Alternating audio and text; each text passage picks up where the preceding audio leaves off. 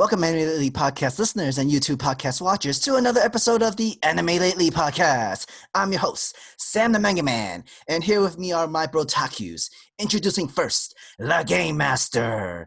We call him Jon Snow not because he knows nothing, but because he was resurrected from the dead. He is the director of anime, Mr. King of Games himself, Ray Apollo!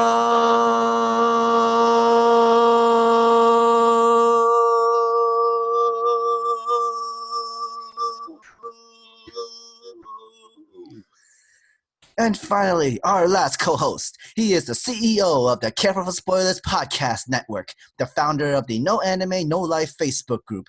He has a great love and knowledge of movies. The great and talented JB, James Bond.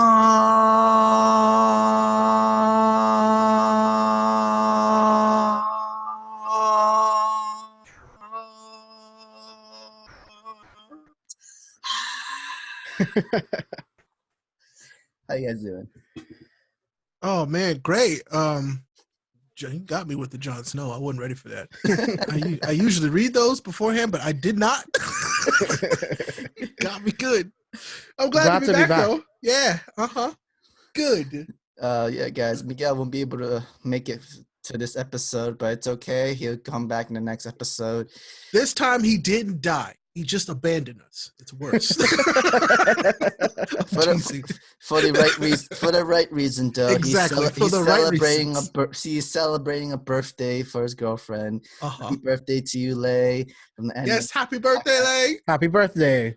And I'm proud of you, Miguel. You made the right choice because I was going to roast you if you came on this podcast instead. It wouldn't be right. But it's okay. We'll see you next podcast, and we hope you enjoyed this episode, and hopefully kept you pumped for the next following one. Yes, Moomin Rider only, and Dr. Stone is ranked at like number 12. All right, guys. Let's start with our most anticipated anime for fall 2019. I know we haven't all been able to get together and do this, but now we have the chance to do it now. So, James, you want to start first? Yeah. So I'll start off with my number 5 most anticipated of fall 2019. It's going to be High School Prodigies. Okay. I thought this anime was a lot of fun. It is very different from most of the isekai anime that you see. They don't just come to this other world and get magical powers and become the most strongest and most powerful being in this universe. They all come with their own individual skills from the real world, and they're applying it to this world and making a better country. They're using their skills to help the people that help them when they got to this new world. It is a lot of fun to see, and I think it has great pacing. The way that they're able to capture all 7 of these different people's personalities in 20 minutes is done really well, because now I instantly feel like I know all of these characters and I'm ready to go along for the ride. So that's why I have to choose it as my number 5. Says the name on the anime. They're prodigies. High school prodigies. Yeah, lots of fun. Number 4, I have to go with SAO. Okay. I love SAO so much. I still need to catch up on the first half of this last season, but I will binge it all so I can catch up for what's happening right now. But had to throw SAO on the list, throw some love on there. Number 3 is going to be Black Fox. I saw the first 90 minutes of Black Fox and I was blown away. Rika, the main character, she is amazing. I love everything they're building with this world. I don't want to say too much because I don't want to give it away, but the animation is great to me. I love the score. I think she's definitely a character that many people will want to follow. She has the classic backstory and revenge story. She has someone that took someone very close to her, and she wants to get revenge.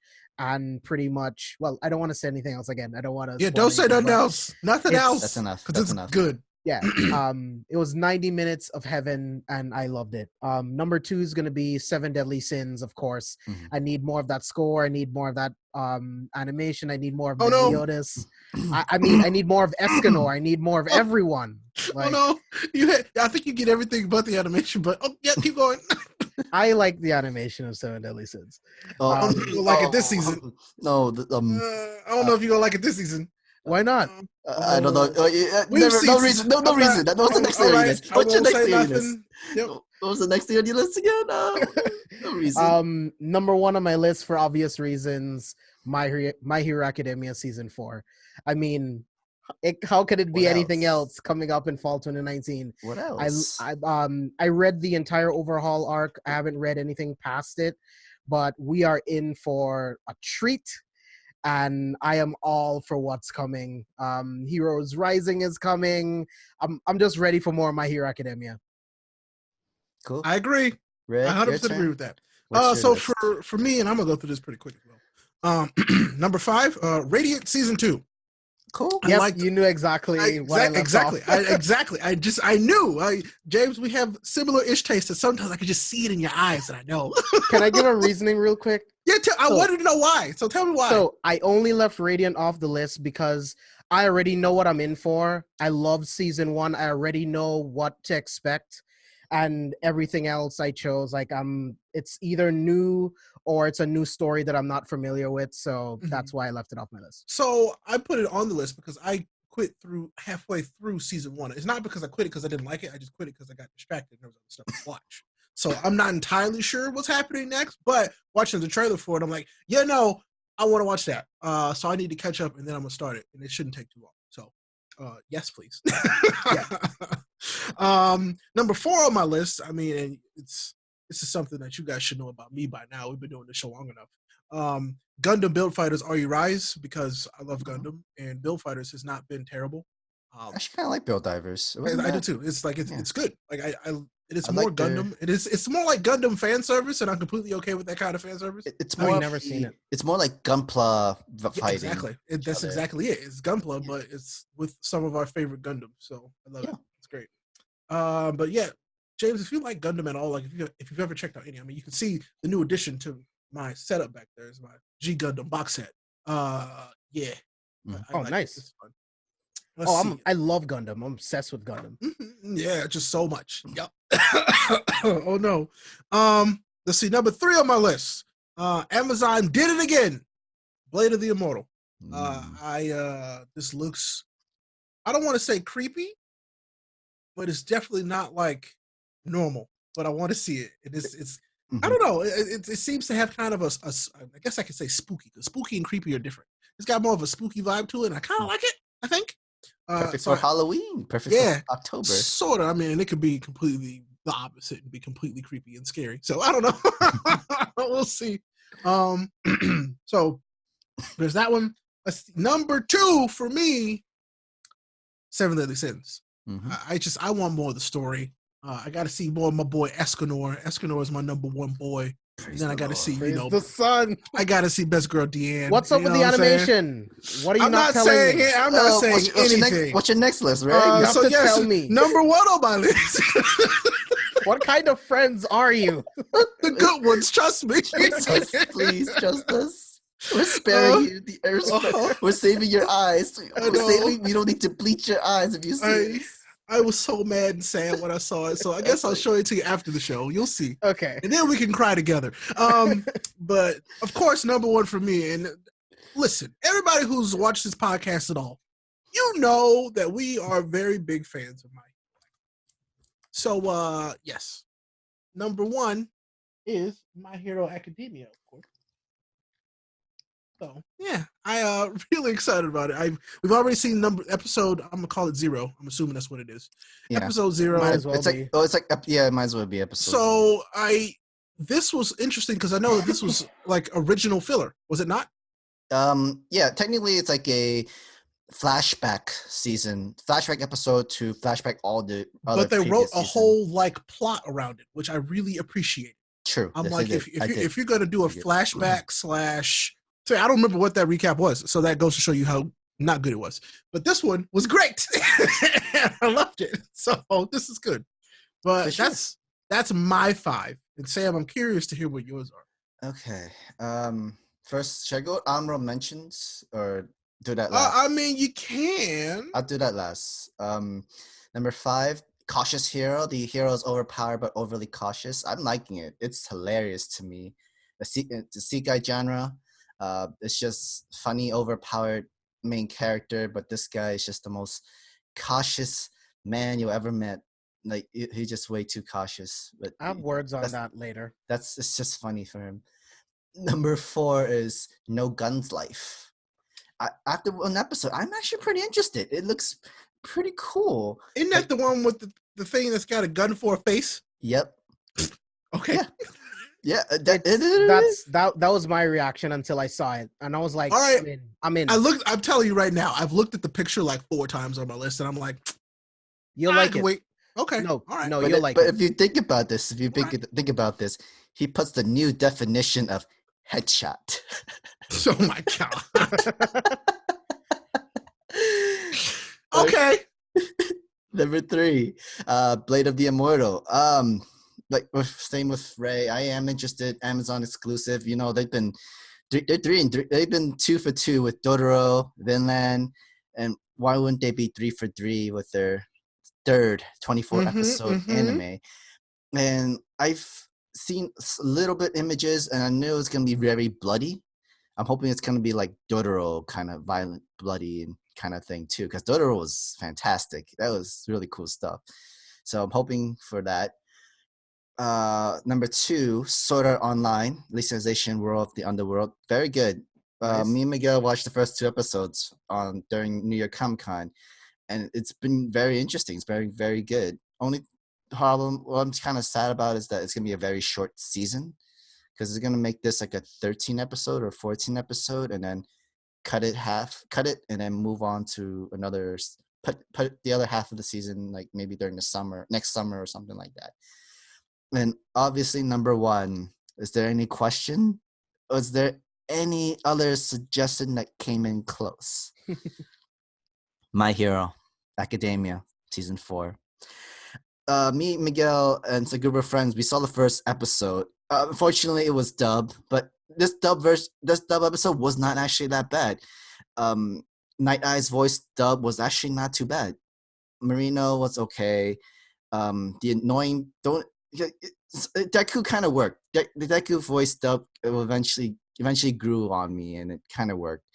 And that first episode, it went 0 to 100 to dark really quickly. And we all read this. We know how dark it becomes after like that first chapter. So animation, oh my god, fantastic! They did this on par. Like it's great, that animation. And something that we've seen that not everybody has seen yet was the Deku, the Night Eye test. I want to see that so bad. I need to see that animated. That animation was fantastic. They kept it. They maintained Deku's animation with his focal. What is like 8%, I think. Yeah, and it looks fantastic. The animation, wow. Oh my god, can't wait for you guys to watch. I want to see that so bad, so I could just be screaming the entire time. You know what else is gonna? See him. You know what else is gonna be? That scene is gonna be 2 parts, 2 episodes. It's gonna be 2 episodes. So, man. Some more, so we get like enjoy it to this last drop of that scene. So, James, what were you saying? No, I need to see him power up the way he did in 2 Heroes. You remember when he was doing that exhibition match and he powered up, and oh my god, I'm like, why does he do that on the show?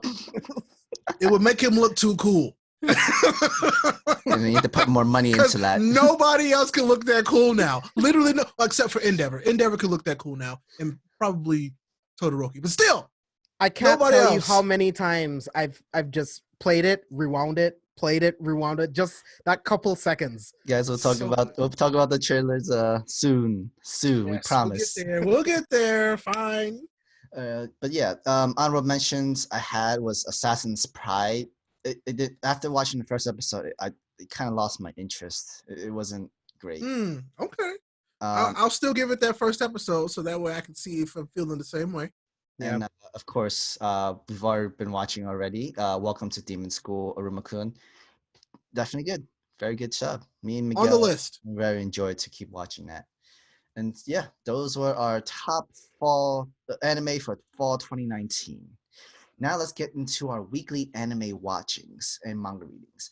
Let's start with number 1, Dr. Stone, episode 15. Amazing.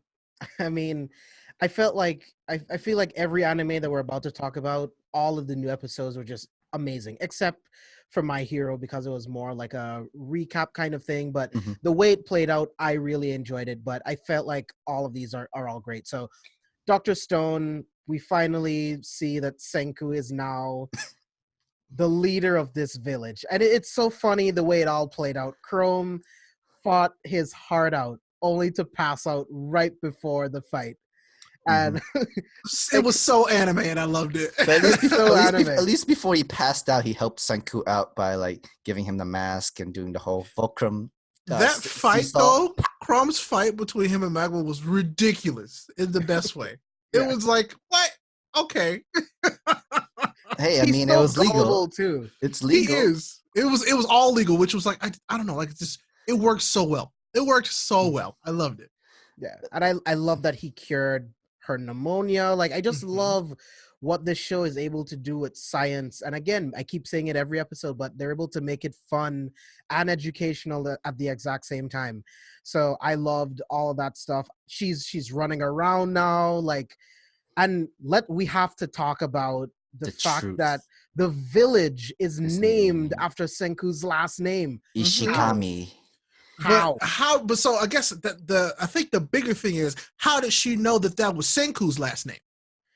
I mean, I just write it off because she's the high priestess and she has some ability that we'll find out later on. But I mean, or maybe she can read and they found a book or something. I don't know. Who knows? Remember when they actually mentioned that every priestess gets the secret of the previous priestess and generations before then? Because she didn't mention her mother used to be the previous priestess. That's a gave her the knowledge and big stuff. old point, Sam. There has to be a book there. I don't read the manga. Like, I'm just recapping what happened previously. Well, I told y'all, my knowledge of the manga ran out like 4 episodes ago. So yeah. But yeah, like I remember that they said there was always previous priestess before, and they always passed down their knowledge and stories amongst the next generation of priestess and stuff like that. And then it just so happens where this Ruri, yeah, is too sick, and she couldn't like give birth to another kid, so that he become the next priestess, or he becomes the next chief, or well, that's gonna happen and stuff. And by then, what's gonna happen? Next thing you know, Senku comes in. Hey, I found a cure for you. I can help you live for more years than you're supposed to die now. Because pneumonia was very dangerous back then. Like, killed a lot of people. Oh yeah. And like people, I mean, it still is. It's still dangerous. People, like it said in the show, like millions of people still die from pneumonia. Like straight up. There's a cure now. Like there's definitely a cure, but you have to go through very harsh pain with it, and it sucks. So definitely for sure, props to Senku, who got married for 1 minute and then divorced the next. Guess I'm divorced. But yeah, at least he didn't choose to win the tournament to claim his power. He claimed his title and power of chief of the village because he's got a goal. He already has a goal. Mm-hmm. He's bringing back the world with science. He needed these people to help him do it. And giant mecha robots. Oh my god! If we see robots in the show, I'm gonna freak out. Of course you would. Another amazing feature, he already made the Senku Cola. Oh my, which was awesome, by the way. That was a real awesome. touch. That was a good touch. I was like, oh, he is thoughtful. I had a feeling that it was gonna happen. Like, I mean, why you have 2 bottles of bubbly water? It was like, you're making one already. And I mean, he pulled off his end of the bargain. They would all be dead if he didn't do what he did. So it was only right. I mean, he technically saved them 3 times, if you ask me. And so he did a lot. But Gen kind of like Senku, like he is like a good respect for him. Where you know what, he could technically bring back much of the technology that I've missed back into this world right now. So I can trust him more than following a brute strength person with an army and who could probably promise me a harem. But in a way, he could still he could just do the same thing of what Taiju and his girlfriend does by just being a spy under them. And keep an eye out. He could be the messenger boy if anything. Like he's doing this, he's doing that, doing this.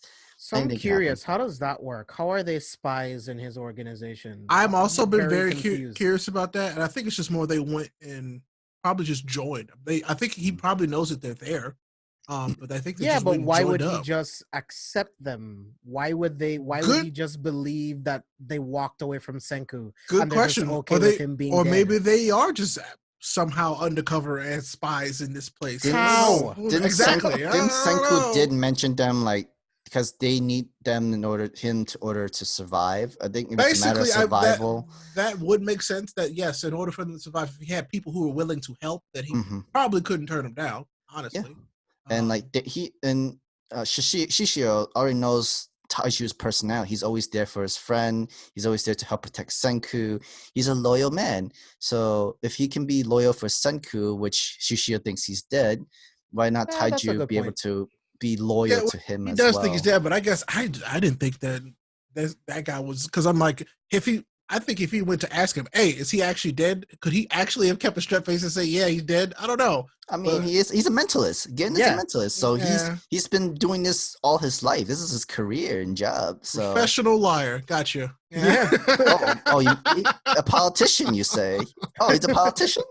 Basically. Yeah.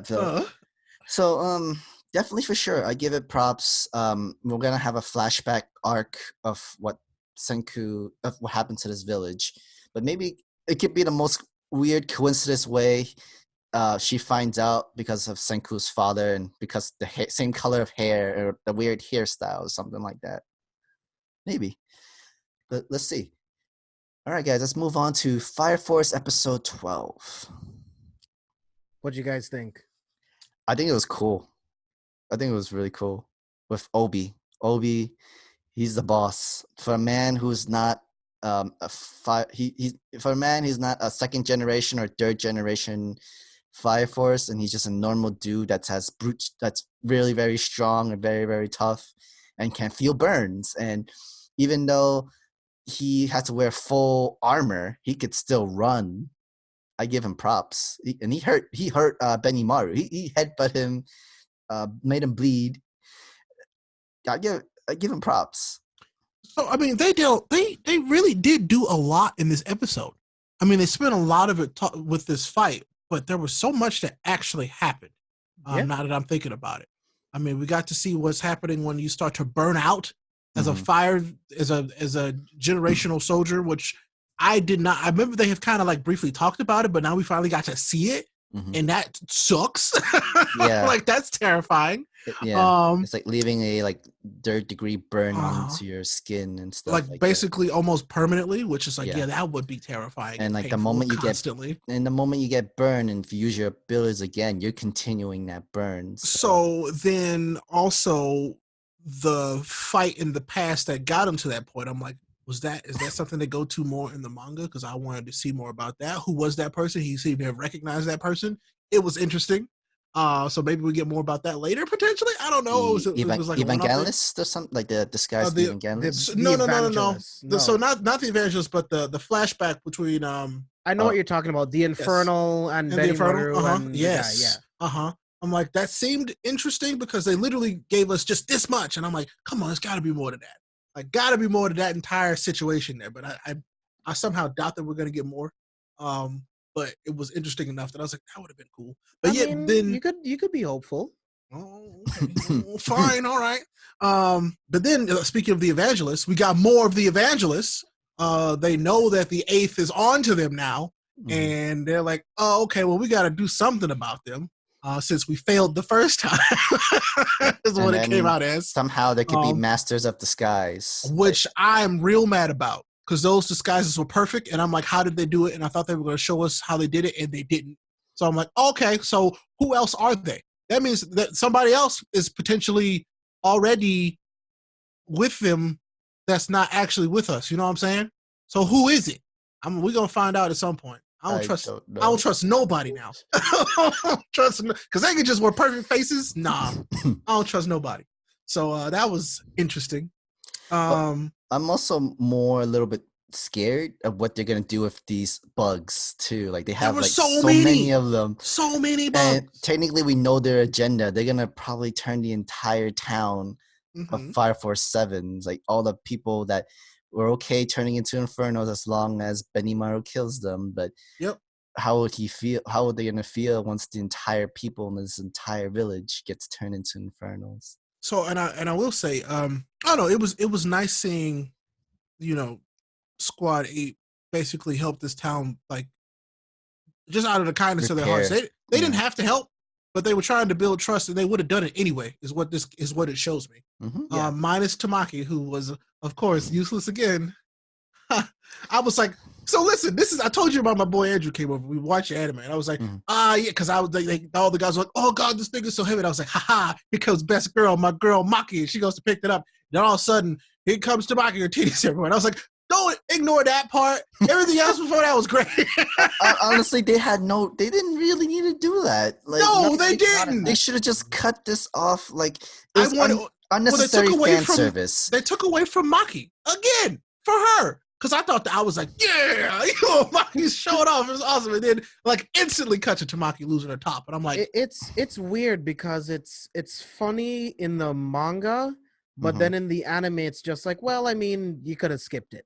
I guess because in the manga I see it, and then I can just immediately flip the page to the next thing. But it just, I don't know. It's just, I think to me, like I think what I think determined it is that most anime telegraph their fan service very well. This one does no telegraphing, and it's just boom there. I think it's what it is, and it's not great for me. I never thought there was a term of no such thing as random fan service, but this was just so entirely random at a wrong pace of time because we wanted to see. Like we knew that at that moment we see every other fire soldier's time to shine up what they're good at. We see Arthur being a good nail, he used like a mini sword wielder. We saw Shinra just pretty much doing what he does with his legs to fly to one place to another. Obi being like Obi, just literally carrying all these lumbers and tiles, and it was like, boy, strong. He's strong. Oh, yeah. Maki, like everybody was like, yo, I can't even lift this up. And then Maki be like, walk back up, boys. I mean, well, she like deadlifts it. It was the best thing ever. And I was like, bro, like, whoa. And then randomly timing next second, we see just fan service. And I was like, oh man. And I mean, I'll be honest, and like we say this all the time. If you like the fan service, I'm not saying that you're a bad person, that you can't or shouldn't like it. You can like it. I just don't think that it's timed well in this show. Yeah, it just wasn't. So, yeah, definitely for sure. Obi's Batman without the money. And that's exactly what I was telling my boy when we were watching. And I'm like, so this is, and that's what made him like, that's what made him go, oh, because he loves Batman. And I go, this is basically the Batman of the show. And I'm like, you're about to find out. And we watched the fight, and he was like, oh, okay. It made sense of why he had to run back first, and everybody just distracts him or like fights Benimaru and stuff like that. Like, it's because he needs to suit up. He can't touch the fire. And literally this entire fight, even though he's feeling burned, like he feels the heat, he's still fighting. My man can throw hands. Oh, Which was not just that was hands. also important. He's actually putting out using like extinguisher grenades. Like he's not. He does nothing. He's fighting fire. Yeah. Which I thought that was cool. He was, because I think it was the line was, it's like, so you're afraid of fire and yet you still run into it. Essentially, is what he said to him. And he goes, yes. And I was like, that's a firefighter, like legitimately. And I think the vice captain said it well. Like both these captains have great motivational leadership skills because they have two different ways of people looking up to him, where we as soldiers respect Obi because he's able to do something even though he has no abilities and powers. When it comes to Benimaru, he has all these powers, he's all super OP, and we all follow him through leadership because he's strong. Both great leaders in their own ways. It's good. It's just incredible to see both of these captains fight. And then, that's why I like this episode. That was really cool. Oh yeah. All right, now let's touch the My Hero Academia season 4 episode 0. It's 1, but we call it 0. I'm calling it 0. It's episode 0. And that's not a bad thing, but Yeah, it's the strongest episode 0 I've ever seen. Same. And I feel like, yes, it's episode 1, but it's a recap, so I call it a 0 because we didn't really get. I mean, yes, it was a new plot, kind of like a filler plot, but it recapped everything we'd had, and it was great. I mean, like, who knows? Maybe it will just come back again, like when much later in the future, and the book was already written. It's a That'd be cool. Interview book, and he has the pictures and everything. Like, why not? That'd be cool. Yeah. I love moments like this because I like moments like this in any story where you have someone who is just highly intelligent that just figures it out. Yeah, like instantly. There's so many moments I'm like, how dumb are you people? He has the same fucking powers as All Might. Not close. It's the same. He says Detroit Smash. It's the same. And he's not techniques. Whispering it. It's not a whisper. He's yelling it at the top of his lungs. How have you not figured it out yet? He's just an All Might fanboy. Don't worry about it. It's fine. We're 6'9" when you need him. And I mean, I guess I don't know. I guess I can see how it can be easily overlooked because it's like, yeah, power up. Like like people have the same power all the time. All for One doesn't look the same, but we know that he's picking a successor. So I don't know. It just, but you 100% right. I love that he was just like, so it's you. And Deck was like, well, he gives great reasonings too. Yep. He did it was super good. It was really well written. I was like, nope, that just nothing about that. It's like, that makes sense. Yeah. It's not bullshit like The Dark Knight Rises where it's like, oh, I saw that look in your eye and I saw that look before. I knew you were an orphan, so therefore you're Batman. Fuck you. Come on, bro. Yeah, no, I don't know. I thought it's because I loved this episode because it gave us another glimpse and point of view from the world itself, looking in on what's happening to their heroes and the society of heroes. And I don't know, I love stuff like this because it makes you feel more connected to the world because it's kind of like we are also those people looking in. And it's like, oh no, this is really cool. And yeah, the journalists, I love that they took this from the approach of journalists trying to find their next story about All Might because All Might is retired. A hot topic. He's retired, and it's like, well, we need another symbol of peace. And it's like, well, where is it? Well, this is the story. So I don't know. I loved it. I will say that the camera quirk is a little creepy, but hey. It's all the way creepy, dude. It was a little creepy, but I'm like, thank God he uses his powers for good. I want to know what he has a great love and respect for All Might. What does he look like? What does his eternal because look he like? takes the picture and then the picture is printed out of his chest. Yeah. Like, how does that work? Weird. I thought that was weird. I'm wondering what happens when you record something. Then does it become a very long picture, or getting some? But remember what he said though? I'm gonna keep this picture in my body. What? What does that even mean? So doesn't that wait? So I'm guessing like the whole room of film is all in his brain. I guess maybe any memories he wants to do. Yeah. I'm gonna keep this one in my body. Excuse me, sir. I'm wondering, does he have like those audio jack ports and anything? Like in case he needs to record anything and stuff like that. I don't want to know, Sam. I don't want to know. But I just thought this was well done. I thought this was for sure. I have to agree. I can't believe why there's so many people complain about this first episode. Like so I wanted to bring that up. They want to see punching. Yeah. Well, not only there are a lot of people now who don't want to see my hero do well because it's doing so well. I feel like that's 100% like what's happening right now. Well, that's anything. That can be anything. Did you see the other outcry from this episode? What? What was the other part? So one of the big three, the female character from the big three. I don't remember her name. But apparently, and this was something that people just immediately latched onto and saw, and I had no idea until somebody put like picture in picture. They were like yelling about pedophilia and some other weird stuff, and like more hypersexualization type deals, where she's more busty in the anime than she is in the manga. Oh my And god! By how much? If it's even noticeable, it's. Oh my god! I am so offended because it's even more fan service for all these pervert people. I don't know, man. It's just really? I saw some stuff about it online, and I'm like, y'all just stop, please. Like, people will find anything. If it was literally one line that was shown just a tiny bit different. I'm like, okay, oh wow, okay, that relax. But I saw them. Are they seriously complaining about? They were not just boobs? complaining; they were threatening Bones and like talking bad about the author of My Hero, who has absolutely no hand in how the animation is done. So people just are ridiculous, and it happens with anime, like popular anime and manga, all the time. Of course, but it's just like, come on now, come on, son. People like that, I wish they would do research. People like that think that Stan Lee has a say in what happens in the Marvel movies. He doesn't. Newsflash. Yep. Like, that's not how it works.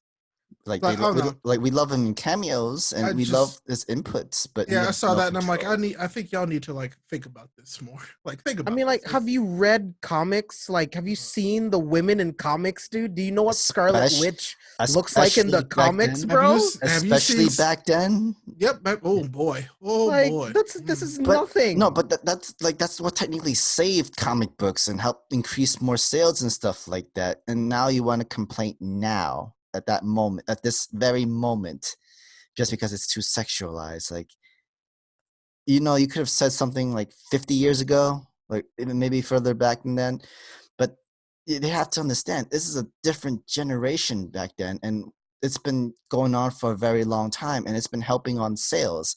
They're not stopping right now. They need to keep continuing, keep moving forward with this, or else we lose comics. We might lose mangas, and while we left us like digitals and stuff. Oh no, it's just one of those things where I'm like, yeah, now we really are in kind of this weird outrage culture, and we'll get past it at some point. But as of right now, man, it sucks. Yeah, for sure. Give or take a generation. Yeah, hopefully. I don't know.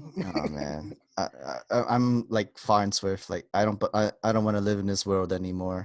Just put me in a different planet. So that was a non-fun thing about it, but this episode was great. It made me even more excited than I could have been for the rest of the season, which we've all read it. It's gonna be amazing. So yeah, I'm looking forward to it. I actually want to ask you guys, what are your thoughts about the intro and outro for the season? I really, really like the intro. I think the outro is fine. Okay. So but what usually things grow on me, so I'm sure I might like it later on. True, that happens a lot. So my immediate thoughts was just that they fit. They fit. Yeah. For the season, and I'm not gonna say that they're like super good or super or they're not even close to bad, but they just fit. I agree. Like it's okay to me, but the visuals was amazing for it. The entire visuals for it, they did a great job. No spoilers. This one actually. So this is what intros and outros are supposed to be. They're supposed to hint at things, not outright spoil them. Yeah. Even Attack on Titan had their own spoiler intro too. It's like, oh, look at that costume. He'll get that one day. Oh, look at that sword. I'll see that soon. Yeah. Don't actually show me full scenes. Oh my god, he's gonna do this, and then we see it in 5 episodes later. Like, oh my god, I didn't expect. Oh wait, that person's in the intro, but not in the outro. Oh no. And then the reverse happens. Like, I think it was the opening for season 3 where All Might's powering up and it looks really cool. Where is that? It never happens. That's true. It did never happen. It's you're right. Because that's actually my alert for my stream right now. Yes, that's why. Yes, I know. It's so awesome. It's amazing, but yeah, we never got that. Where is this power up? Yeah, where is that? I want that. All right, guys. Let's move on to Vinland Saga episode 14. Oh boy, this one. Maybe this episode was talked about this last. True, because this episode was so dark. Depressing. Like I don't know if I'm gonna talk about this long. This episode was dark. Very serious like subject matter for this episode. It was like we're giving you an anime about Vikings. Here are the Vikings. Yeah, no, like these are real Vikings. Like, oh, you expect anything less just because it's anime? No,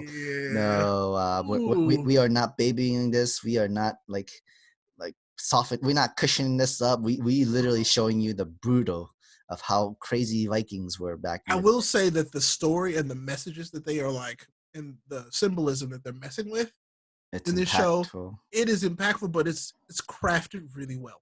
Mm-hmm. Oh yeah, I need to look up who this writer is because they are good. They're good. We're about to pick up the Vinland Saga manga because of this. Potentially, because it's written really well. And it's still going. The manga's still going. Is it really? Right, yeah, it is. Because the themes about Christianity and like good versus evil and Valhalla and just religion in general and what is declared a good person. And stuff exactly. Like it's done really well, and I dig it. I really do. I'm like this episode was hard to watch in spots. Like, this is what, and some people probably gonna be mad. Some people probably won't care. This is what some spots of Game of Thrones could have done so much better. Is what this episode did. There were some spots of Game of Thrones that did do this really well, but this just was like, wow.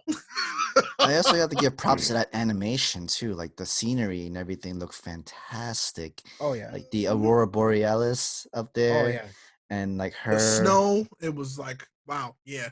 So I'll piggyback off of what you said, Ray, like when you made the Game of Thrones comparison. So I feel like Game of Thrones kind of sometimes goes out of their way to write scenes that are ridiculously gory and violent. And shock value. Yeah, shock value.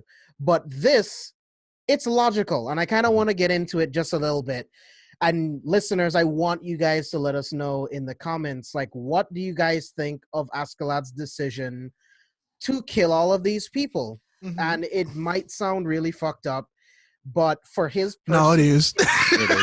For his personal interests and for his mission and for the lives of his men and for the prince, they had to fucking die. They didn't have any food. They didn't have any supplies.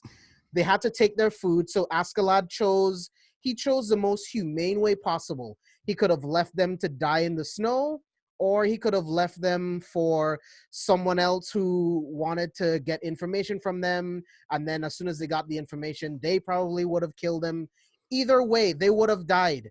He spared them. Yes, that included babies and children. I mean, yeah. But it was quick. He gave them a quick death instead of starving. He had a mission.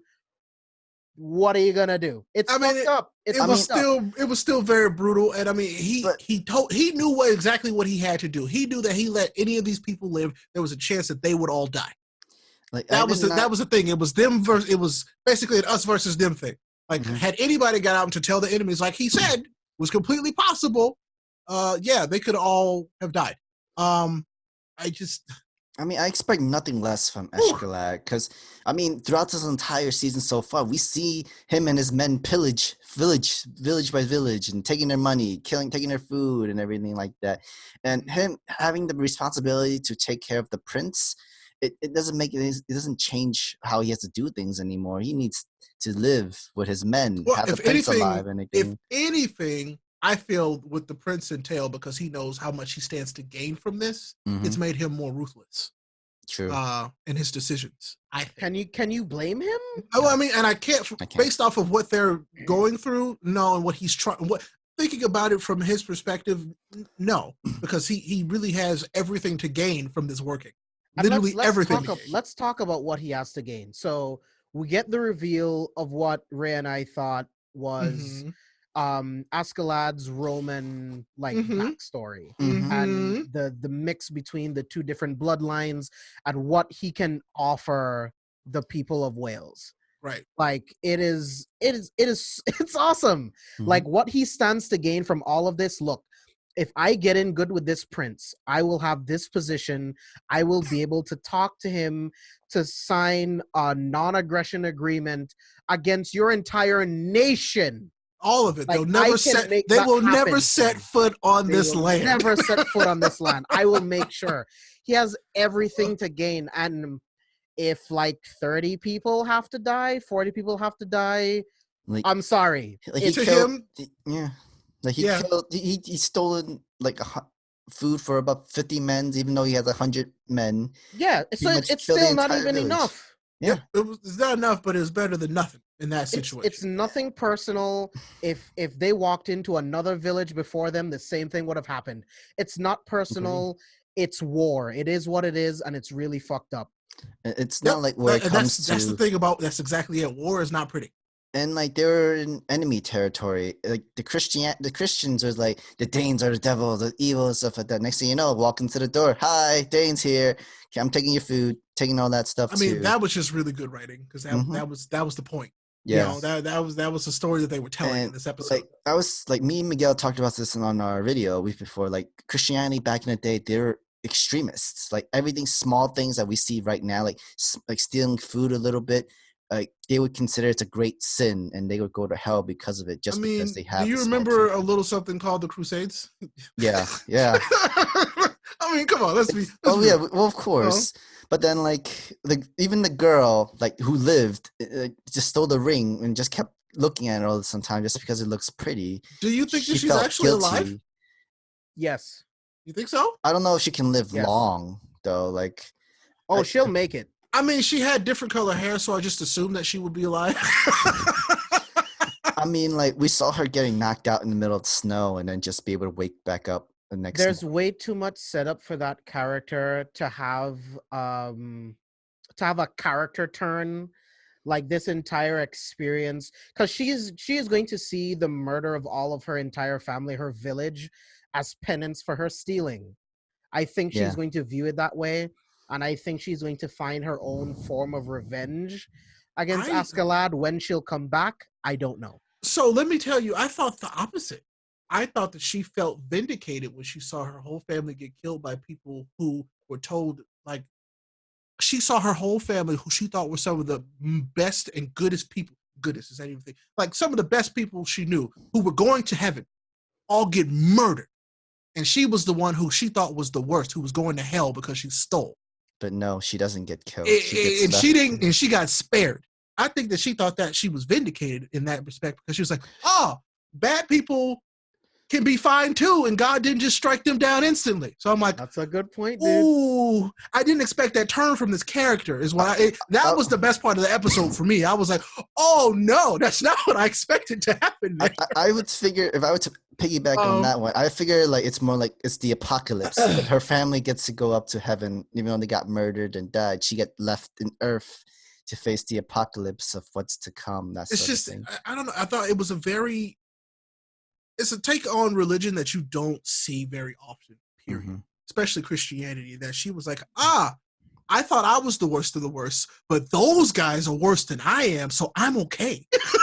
That's what that was. That's a good point. And I was like, oh man, like that one shook me. I was like, oh, that's not where I thought that was gonna go. Like I thought she was gonna be, yeah. When that one guy was begging for food for his baby,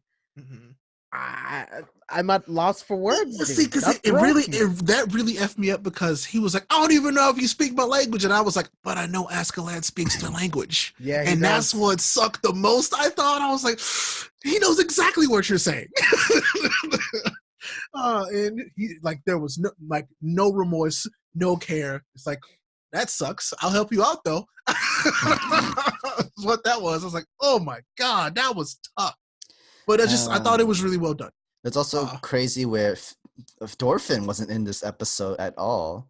Well, you know why? I mean, Thorfinn he's still technically our hero character, and they didn't want him associated with that. True. Well, I mean, he's been associated before already, but it's okay. And then we have the perspective of the Christian priest. He's trying to warn the village, and yet he got beat up, and it's like, you're a friend of the prince. We're gonna spare your life for now. But like he sees things differently for love, with what love is. Can we talk about that one moment? Yeah, where they talk about Thor's with the priest, and the priest remembers something. I want to know what the priest knows about Thor's. I want to know. I think it was that his realization that they were talking about the king's son-in-law. Like I want to know if that's what he figured. because if you, I guarantee if anybody knew Thor's and anybody talked about Thor's, that was kind of the way they talked about him, which is how they were kind of getting to it. Yeah. So maybe that is, he was like, oh no, that was Thor's. And so now if he knows that this is the group of people that killed the king's son-in-law and he tells the king that, they're screwed. What's even more insane is that they don't mention, oh yeah, we have his son with us following us and all that shit. They don't mention Dorfin. He's his son. And we've never had the priest and Dorfin to talk one-on-one together. They just literally miss each other at all. Dorfin needs to protect the prince because he's like the bodyguard for him. And that's really it. Like Dorfin's just after his next fight against Ashkelak, basically. That's it. Yeah. I don't know. I like the development of the prince was also pretty interesting at this point too.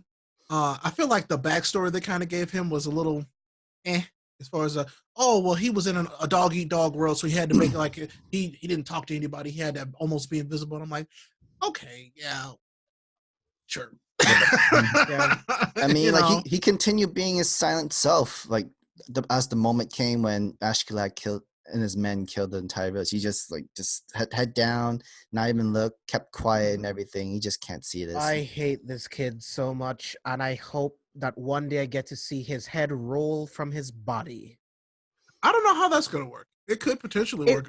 It won't happen, but it's just I don't know. Just what I want. One of my theories is that they find when they get to where they're going and they're like, oh yeah, we saved this prince and blah, blah, blah. The priest does snitch because he finds out through talking to more people that they did kill Thor's. Then the king finds out and he's like, oh, no deal. And so Ashkelak kills his son out of, anger. And that's how we get Thorfinn back in line to be the prince because he's the next, I would guess he would be the next youngest.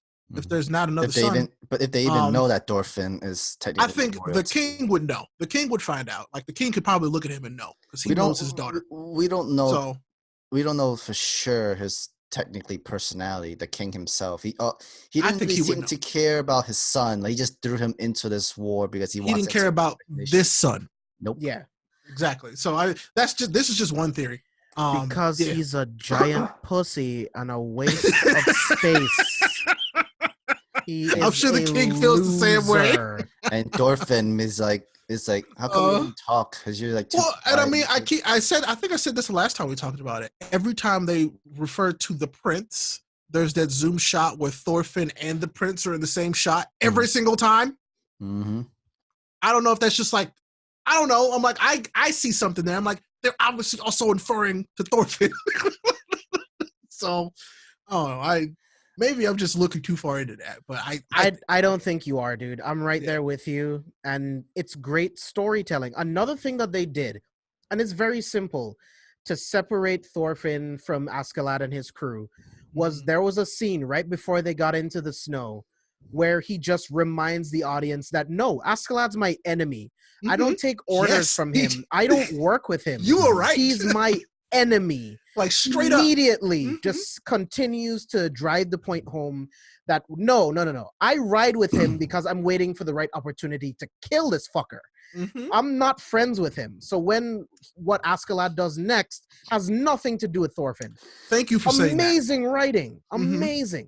Because it's like, yeah, just hold up, wait a minute. Before you see what he's about to do. Nah. We're not friends. So I like that. What if it comes to the point where the king finds out about Dorfin and Dorfin like, nah, I don't want the king to kill Ashkelak. I want it to be by my hands. In that situation. Of course. Of course. He will draw a sword on the king himself. No.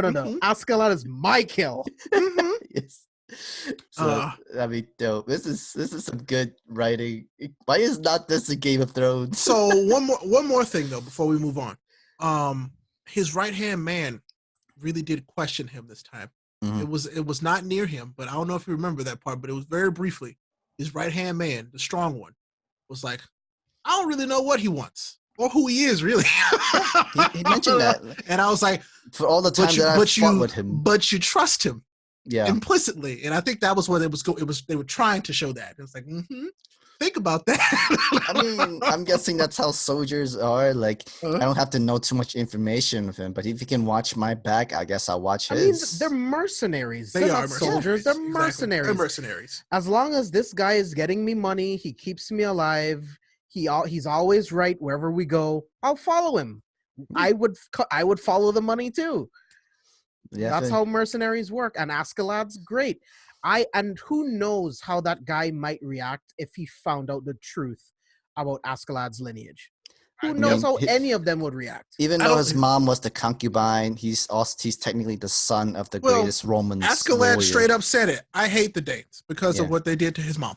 Of course. So like, and that lineage, like literally, that his father wrote the story of King Arthur. So it's based off of him. Like that was crazy. You know what? That explains a lot. That was cool. That was. I really like that. So this is great writing. Hopefully we already set a season 2 already, because if the manga's still going, I want the anime to keep going as well. But we'll see what happens. All right, guys, let's just give a quick recap of what else we've been watching and what else we've been reading. James? Yeah, I'll go first. So besides what I already mentioned for my most anticipated, I started Cautious Hero. I saw the first 2 episodes. Mm-hmm. I like it. The whole shtick about him being overly cautious, it's funny half of the time. The other half of the time, I find it really annoying. Okay. Because I'm like, all right, dude, get into the fun shit. Like, you're kind of killing my buzz with the overcautiousness, but that's his character. So I'll get over it eventually, but it's a lot of fun. Mm-hmm. Yeah, I mean, that's pretty much all I can say about it for the first 2 episodes. It's a lot of fun. No Guns Life. I think this is going to be really, really cool. It reminds me partially of like a Ghost in a Shell kind of vibes, where everyone has their own enhancements, and there's different factions of people that do different things with these enhancements, and there's like older tech. Like, it's really cool. I don't want to go into any details. I mean, the animation studio is Madhouse, so I don't expect anything less from them. I could tell just from how gritty and how nice and clean it looked. Like, okay. And it's been official that it's gonna have 24 episodes too. I dig it, and Ray, I know you'll like it. I know you will. It's on the list. A little bit of the animation kind of reminds me of JoJo's animation as well too. Yeah. Did somebody say JoJo? Yeah, I'm serious. Like you see the people and the characters, not the non machine gunhead people and all that stuff like that. It kind of reminds me of JoJo's, like the people's design looks. But definitely, I think you'll be interested in Ray. Okay. Yeah. All right. As far as reading, I am now officially caught up on Fire Force. Oh God. Okay. I'm all the way caught up on Fire Force now. I'm going to start reading My Hero again. I just haven't made time to actually do it. Yeah, that's all I've been watching and reading. I've actually had free time to catch up and watch some anime that I haven't gotten to see in a while. So cool. How about you, Ray?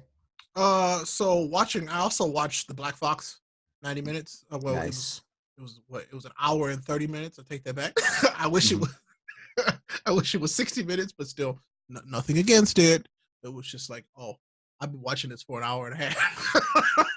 But I loved it. It was great. Animation, gorgeous. Story, straightforward. Like, I don't mind stories that we've seen before as long as they're told well, and this one is told well. I liked it. It was good. I enjoyed it. I love the animals. I'm not gonna go anywhere beyond. I love them. That was really one of the main characters is a dog, so of course I love this. I loved it. But just really fun to watch. Let's see. What did I watch? Anything else that we haven't talked about at all? I don't think so. But reading wise, I am current on Boruto now. Oh, and how's that?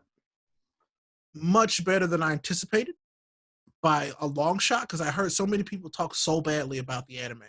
That reading the manga, I didn't anticipate it to be what it is. And what it is, and I told you guys, I think, is that it's more Naruto in respect when it comes to manga. And I'm like, this is all I wanted. Like it's good. I'm having a good time. It's yeah, I think what I could really just boil that down to is it's more Naruto, and Naruto is great. Like we like the Naruto manga was fantastic, and this is turning out to be pretty dang good as well. I don't know how far they are in like is the Shonen Jump app current to like Boruto period? Yeah. Like it's all It should be. Yeah, it is. I was hoping you would say no because they left on a cliffhanger recently, and I'm upset. I was like, okay. why would I ever want to be current on stuff? Now I'm like, I don't want to be current on anything. The new chapter That's how I feel about Fire Sunday. Force. New chapter should come out Sunday, the same day. I know. But same day of Dragon Ball Super. So James, to me, this is great because now I get Dragon Ball Super and Boruto on the same day going forward, I think. Nice. Which is awesome. What I'm kind of more happy is now you're not calling him Naruto. You're giving him the name. He has some respect now. It's not, he earns the name. It's not Naruto's son no more. He's Boruto. But he's also got some freaking cool powers. So I'm like, yeah, okay, all right, I like it. I want more of this, and I need to go back and watch the like. There are some fights in this that I'm sure look amazing animated. Like I think it's Naruto Sasuke versus Momoshiki. I need to actually go watch now. Okay, yeah, just watch the fight. It's really good. And actually. then there's the new one. There's that one fight with is insane. Like now that I know what it means, God, it's gonna be even more ridiculous. I have no clue, but I've watched that fight at least 15 times. Oh yeah, that was one of just the. watch that before bed. That was like that fight scene was like one of the top competitive. Like, well, I remember we watched it, and I remember watching it for that, and I was like, "This is nuts." So now I'm like, "Oh God, this is amazing." How did All Might versus One for All win in this fight? That rightfully so won. Don't even. Wait until you watch that fight, then. Oh my God! Watch it fully. I don't know, but Boruto's been a lot of fun. I'm really enjoying it. I started reading My Hero again, and I'm very happy because it's taking the character that I didn't want to like a lot and making me like this character. And we know who it is. It's Endeavor. I didn't really want to like Endeavor, but like I always secretly wanted to like him because his character is cool as heck. He's such a cool character. There is so much to empathize with Endeavor. I wouldn't say sympathize because he's a fucking asshole. He is. That's what I'm saying. But with his motivations, I empathize with him. He's on his road for redemption, and I guess you could start now. Yeah, what James said, honestly. But he's what I would consider cool, but you can't forget about what he's done. It's just one of those things. It's like, yeah, I'm not gonna keep judging him based on what he did in his past, but it's like I'm also not gonna forget. It's just kind of like, all right, you are still a hero, but it's also I like that this is a story about him technically trying to become a better hero in every aspect of the word and not just half of it. So, yeah, because he was always the number 2 hero, but everyone, hated him. Yeah, no one liked him. He's a fucking asshole. So that's been really interesting to see. And I will say, wait, should I say this? No, that's a spoiler. I'm not gonna say that. I mean, even though it's a really light one, I'm not gonna say it. But he looks really cool now. So, oh no, it's just My Hero has always been great, and it keeps. So, what chapter better. are you on right now? Ooh, me? Actually, I can look real fast if you guys will bear with me for 2 seconds. Yeah, didn't mean to put you on the spot, but I'm curious. That's okay. I can look right now. I'm on chapter 186. Is where I am right now. So I'm not too far ahead of you, James. So like you can catch up with me in like an hour, basically. But it's good. It's good. Like it's so good. And I think that's the only other one that I've been reading for the moment because what I told you guys last time is true. If I'm gonna read stuff, I can't read other stuff and My Hero. It's just gonna be My Hero. So that's why I caught up on Boruto first. I'm like, okay, caught up on this. Now I can read My Hero. So that's why I wanted to just be caught up on Fire Force. So because it's like I think it's like bi-weekly or weekly, I think. But I just want to watch I just want to read each chapter when it comes out so I can focus on other things because I need to catch up on My Hero. And I know that Ray was really into the Boruto. He stayed up pretty late just to There read. was a few nights in a row that I stayed up late reading Boruto.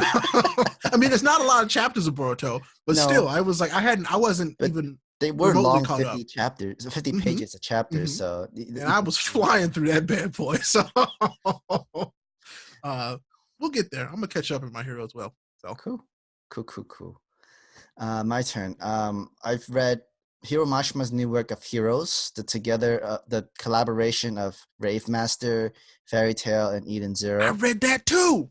Yeah, I forgot. Yeah, I was gonna mention that. It's like to break because Rave Master. Yeah. You read this? I read that. I thought it was good.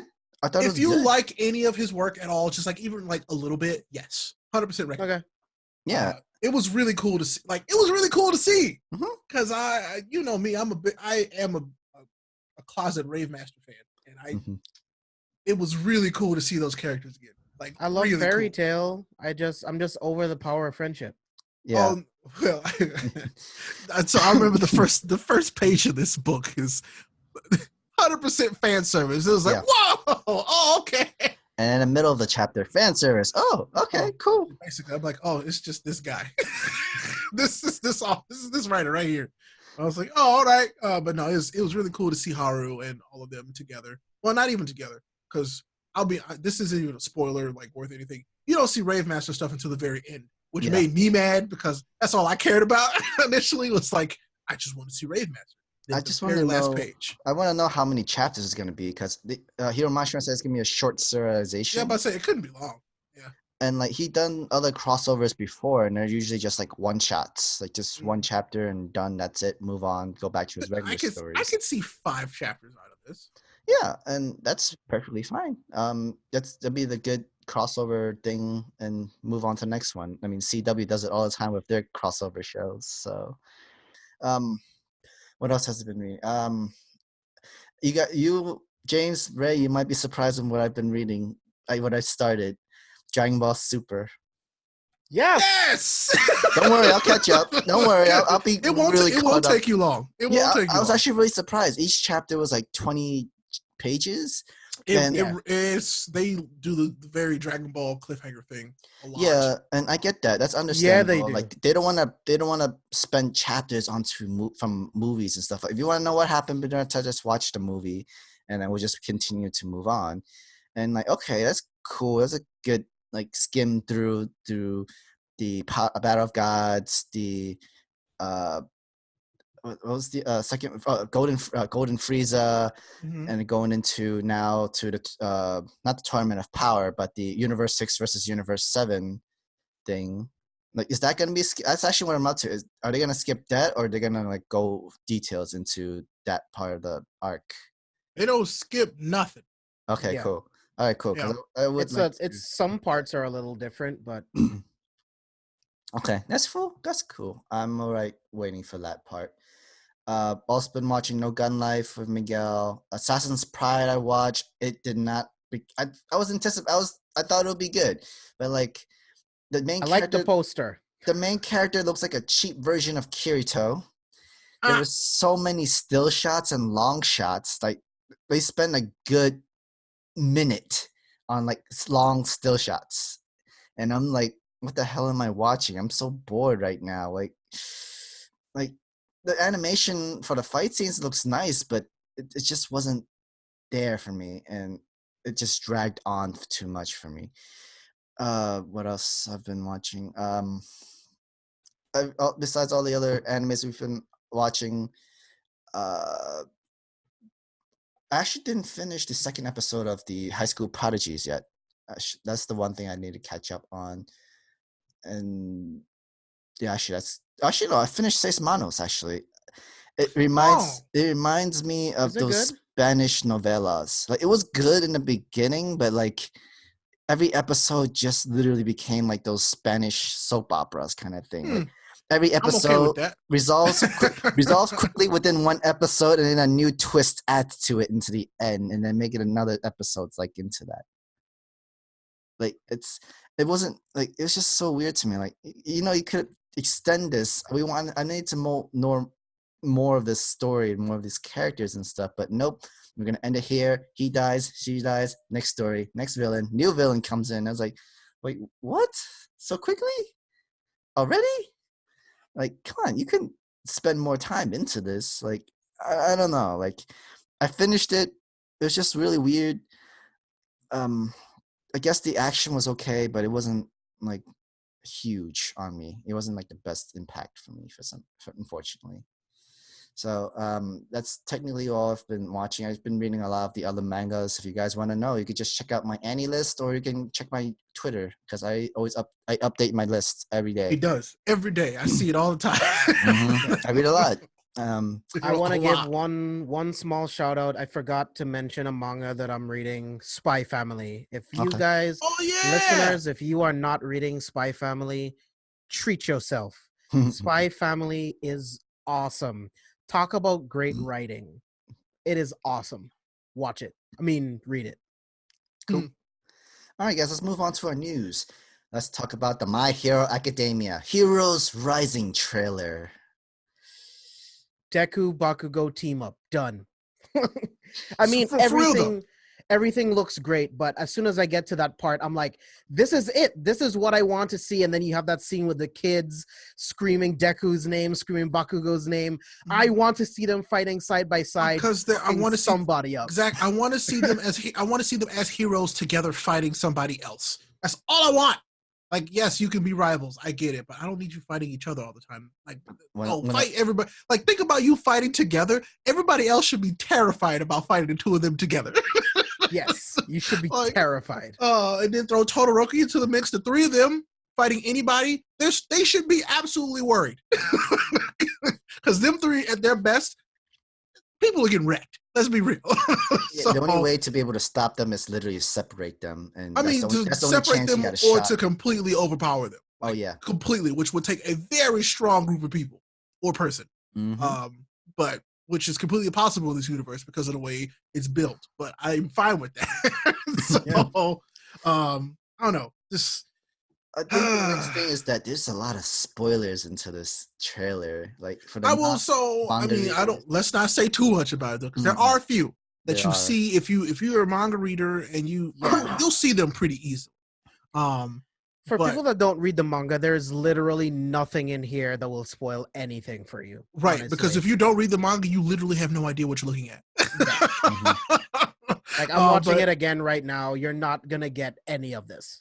So it's like I watched it I watched the trailer a second time before we went live, and I'm like, oh, that's something that's coming up in this new season. Oh, that's something that happened in this new season. Oh, you don't see that person until next season.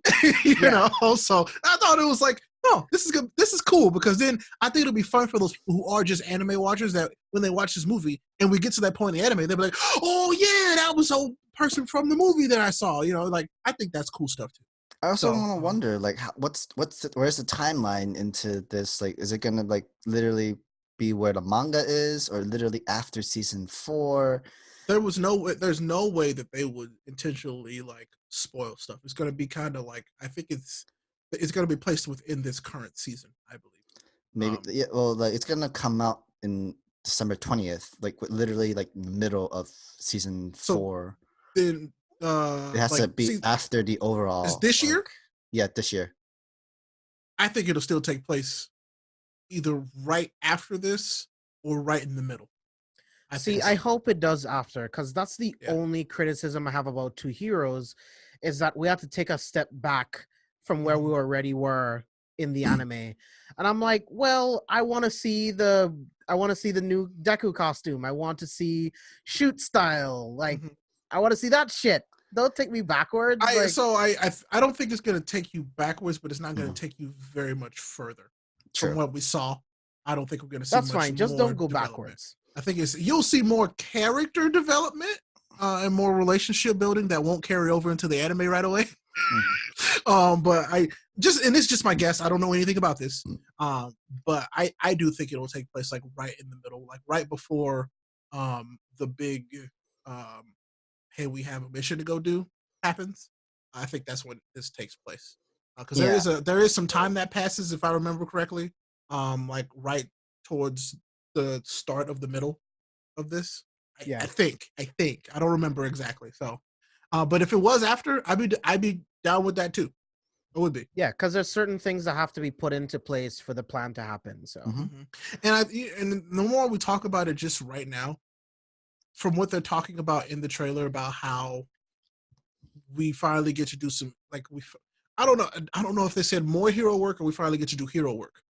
That's going to be what lets you know if it's during or after. Well, they're going to be in another island, and Right. the villain is some kind of copycat villain. It looks like a copycat all for one. So and he has 9 quirks in him or something like that. Something like that, yeah. And like we see small cameos of the other villains too. We see the entire class 1A split up, and they're gonna probably have their own time to shine, which is good because they didn't have much of it in Two Heroes. Like literally just see like just one scene from them and that's it, and we move on. They don't really get to do anything. They're just there in the hotel just to watch the TV to see what's going or hear on the radio what's going on with the news and stuff. We want to see Class 1A shining. We want to see these are the future of heroes. Give them their time to shine. Give them their spotlight time. And I'm hoping that's what I want from this movie. Like give everybody the spotlight. We'll see. We'll see. Okay, guys. I mean, I doubt it because I mean, this is going to be. I think this is all about Deku and Bakugo. A movie is not where you give character development to the other characters. Unfortunately, I think we'll see more of them, but development of some kind. Maybe not full development, but give them their like good battle fight. I think that more because this series is good at that. More people get their hero moments. Than most other anime when it comes to the cast. Yeah, but in the series though, I don't not in a movie. I mean, I feel like in this movie though, just based on the trailer, we're gonna get more hero moments from the rest of the cast too. We'll see. I'm kind of hoping for the full-on movie anime. And the reason why I said there's one scene that we see in the trailer that I'm like, yep. I mean, there's a scene from the Two Heroes trailer that makes you think the rest of Class 1A does a lot more, and they don't. Really? I don't remember in that. The final battle. Oh, no. No, don't. The final battle will be about Deku and Bakugo and nobody else. Nope.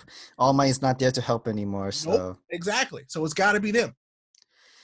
Okay, guys, let's move on to the next news. Weathering with You Films trailer has revealed January 17th opening in North America, and this just in, Anime NYC is going to screen Makoto Shinkai's Weathering with You film on Sunday, November 17th.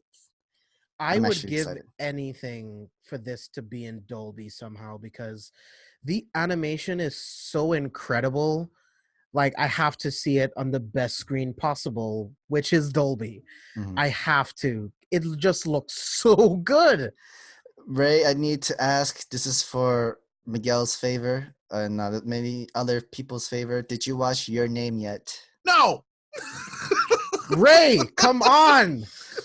You know, Miguel is a good reason. This is maybe a good reason why you should be on this podcast episode. I need you to take 90 minutes of your life and watch Your Name. It's beautiful, Ray. Like that was the previous great work that Makoto Shinkai had worked on before this film. It is one of the best pieces of anime work I have ever seen.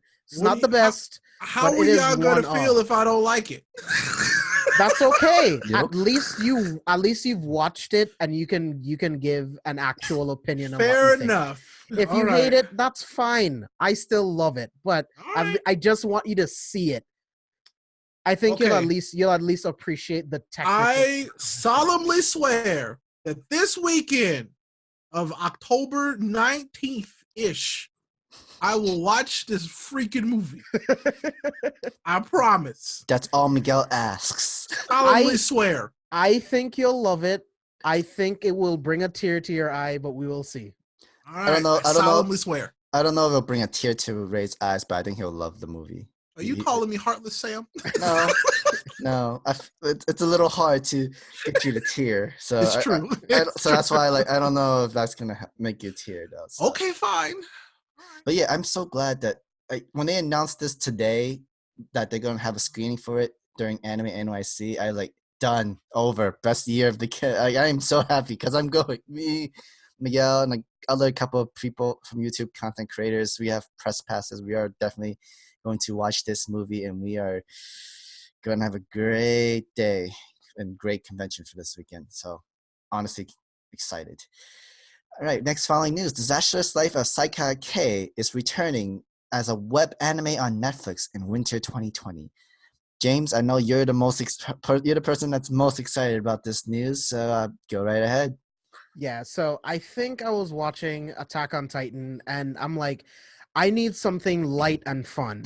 I need something to just get me away from this depression that is Attack on Titan sometimes.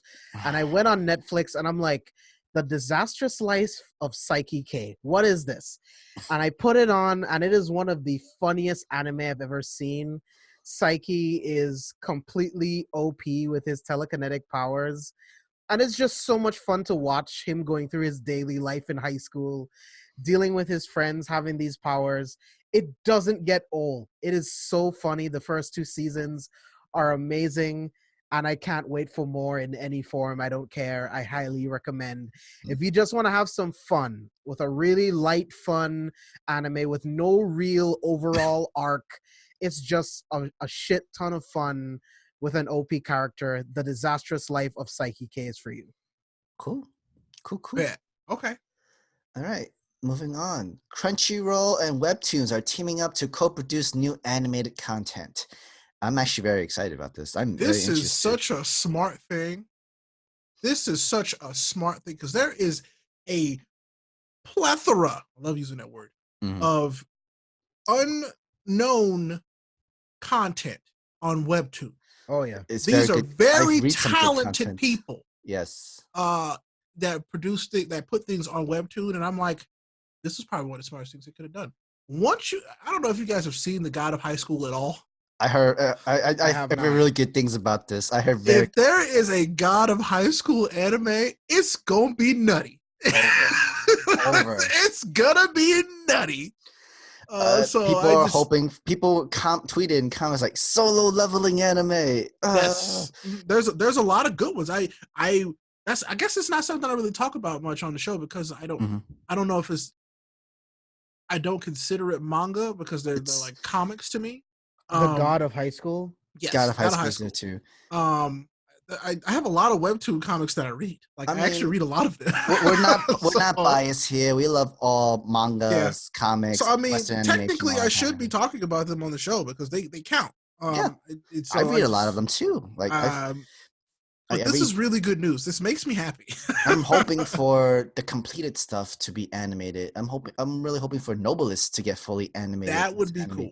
I want to watch because they already have one episode of Nobilis and the OVA, but they just stopped.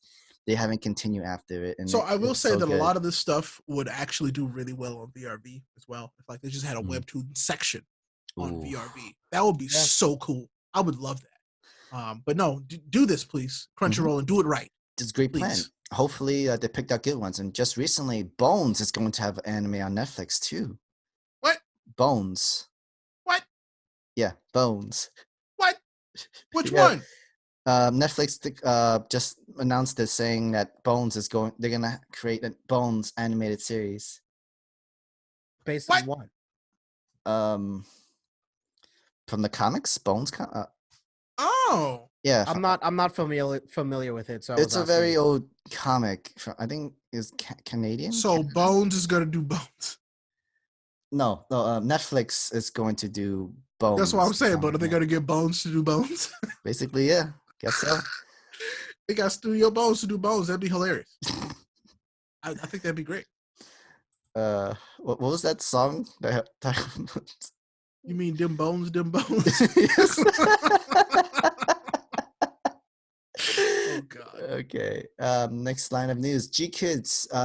Studio Ghibli has no plans to release films on streaming services, which I think is a good idea, good plan. Because Miyazaki films, they can't be on streaming services.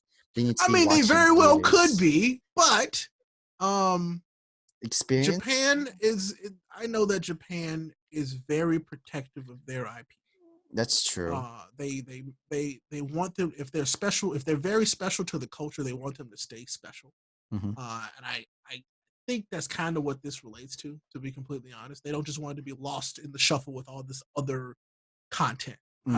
Maybe this is just a guess. Because I mean, we've seen it recently with some anime where they, if it's not presented in a certain way, they don't want it done at all. You know, with Dragon Ball and Dragon Ball Fighters, they did some stuff with the tournaments. They were like, hey, if it's not done our way, it's not happening. You know what I'm saying? So I don't know. Maybe it's that. But yeah, for sure. James? I'm of two minds of this. I think that this is smart, and I also think that this is kind of, I don't want to say the word selfish because it's not. It's not. Because I get it, but it's just like people who only have access to streaming services would really benefit from the incredible films that they make. And maybe I would say just license to one streaming service, just license to Crunchyroll. And if you only want to do it for 3 years, you have the right to put that into a contract. I'm going to allow Crunchyroll to have all of our movies, all of our content for 3 years. And then after that, that's it. I would be okay with that. It doesn't need to be on Funimation, doesn't need to be on Hulu. It could be a limited time on a streaming service, but I think it's unfair to anime lovers who only have access to streaming to not give them the chance to see these incredible films. I agree. Yeah. Like these, like it's either you have to buy the movie DVD set or Blu-ray and watch it at home, or if they ever come back up on movie screens, which Phantom usually does, they give like entire month or 2 months of showing me GB films like Spirited Away, My Neighbor Totoro, Fireflies. They do like an entire month, like give like a short screen time for people to watch them in movie theaters. But honestly, I do kind of understand that they want to be secure, want to be protective of their product and not have it lost into streaming services. But at the same time, I do like it'd be giving a lot more people a more convenience to watch it whenever they want to, either in their own home or on the road or on the train. And these GB films, they are all recognizable. We will always remember My Neighbor Totoro. We will always remember Spirited Away. I don't know if it'll get lost too, but then maybe like the smaller names, but they're much older, might get lost. But I feel like at least it's there. Anybody can come if they ever want to watch it. It's there. They can search it up and do their own GB films marathon if they want to, which they should. Honestly, they should. Let's move on to the last line of news. Pokemon Sword and Shield games video previews Gigantamax forms. Ray? Gigantamax. The only one that matters is Charizard. They made him look like a Digimon, and it's the best thing ever. They're never done with making Charizard look better. I saw a joke cooler. Recently that Charizard's soon going to have more forms than Goku. Oh my god. Why am I not surprised to see that? And I was like, you're right. Charizard is the Goku of Pokemon. Listeners, someone make a meme of this and send it to us, please. I need to see this. Our email is animelately@gmail.com. You can send it from there. I can't wait to see Ultra Instinct Charizard. God. But no, Charizard. This was. I can see that. They have a black and blue Charizard. So. They already have black and blue, but this one is the coolest looking one. Not gonna lie, this Charizard to me is the coolest looking Charizard they've ever made. And now you're giving Ray ideas. Yep. You have a so I think Pikachu looks ridiculous. He's thick. That's Thickachu. Thank you very much. I think Thickachu. Pikachu looks ridiculous. The tail looks absolutely ridiculous. It's just lightning. It's Thickachu and his lightning tail. And Meowth is the long cat. Yeah, I was like, wait, how? It's just a long cat. It's an eyesore, honestly. I was upset. I hate looking at it. I was upset that they made me see that. Correct me if I'm wrong, but doesn't Meowth evolves? Does he really into a Persian? Yeah. He didn't need this Gigantamax thing when he's a long cat. No, he doesn't. That's 100% a meme, and they know it. Charizard does look really cool though. I will say, I'm telling you, Charizard is the only one that looks good. Like the Eevee is just kind of ridiculous. But Charizard is the only one where I'm like, no, that's like a legitimately like, oh, I can see that being, yeah, that's cool. Butterfree was a little weird. Like Butterfree is it seemed- Mothra, straight yeah. up. Pretty much.